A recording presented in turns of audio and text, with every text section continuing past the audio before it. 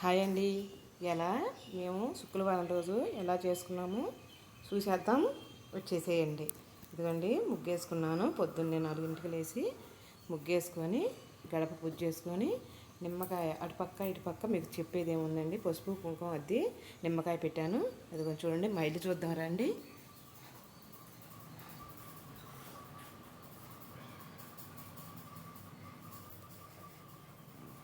ఇదిగోండి చూడండి,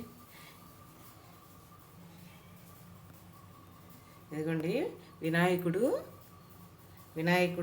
కొబ్బరికాయ కొట్టుకున్నాను. అమ్మవారికి పాలు అంటే ఇష్టం కాబట్టి పాల సముద్రంలో పుట్టిన ఆ తల్లికి పాలు నైవేద్యంగా పెట్టాము. అదిగోండి చూడండి అమ్మవారు ఎలా ఉందో. మీ ఇంట్లో మీరు ఎలా శుక్రవారం పూట పూజ చేసుకున్నారో నాకు ఒక్కసారి కామెంట్లో చెప్పరా. అదిగోండి చూడండి ఆ అమ్మవారు. ఆ పాలు అంటే అందరూ నైవేద్యంగా పెడుతున్నారు. అందుకని ఆ తల్లి సముద్రం, ఆ పాల సముద్రంలో పుట్టిన తల్లి కాబట్టి పాలు అంటే చాలా ఇష్టం ఆ తల్లికి. అందుకని నేను పాలు నైవేద్యంగా పెట్టాను.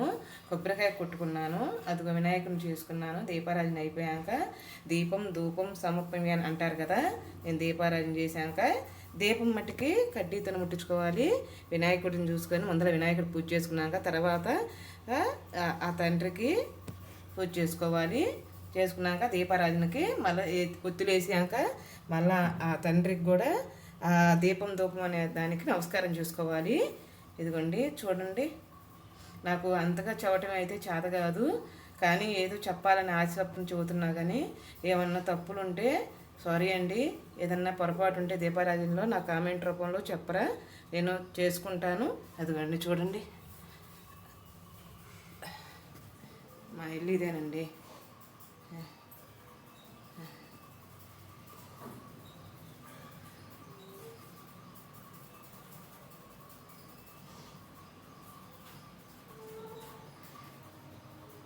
మా బాబా వారేనా, అదిగండి.